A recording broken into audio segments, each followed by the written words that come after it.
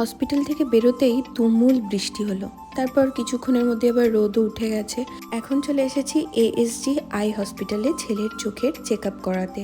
Check up ডান, আমরা এখন বেরিয়ে যাচ্ছি হসপিটাল থেকে। এরপর কিছু একটু খেয়ে তারপর বেরিয়ে যাব পারাদ্বীপের জন্যে। আর অনেকটাই লেট হয়ে গেছে, ঘড়িতে এখন প্রায় 3:15 মতো বাজছে। তাই সাবওয়েতে ঢুকতে গিয়েও ঢুকলাম না, তারপর চলে গেলাম মনজিনিসে। মনজিনিস থেকে 3টে চিকেন আইটেম আর 2টো টাইপের পেস্ট্রি নিয়ে নিয়েছিলাম। আজকে একটা খাবো, কালকে একটা নিয়ে খাবো বলে ওর জন্যে। রাস্তায় ফুচকা দেখে আর লোভ সামলাতে পারলাম না।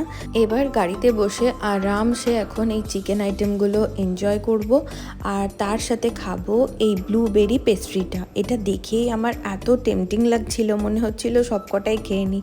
যাই হোক, 3জনকার 3টে ছিল আর 3টে পেস্ট্রি নিয়ে নিয়েছি। এরপর আমরা যাচ্ছি পারাদ্বীপের দিকে, আর এখন বাজছে ঘড়িতে মোটামুটি 4:30 মতো। আর মাঝ রাস্তায় এই ঝালমুড়িটা আমি খাই, খুব টেস্টি বানাই। পারাদ্বীপ যাওয়ার সময় দেখলাম যতগুলো লক্ষ্মী পুজো এখানে হচ্ছিল সবগুলোই প্রায় বিসর্জনের পথে।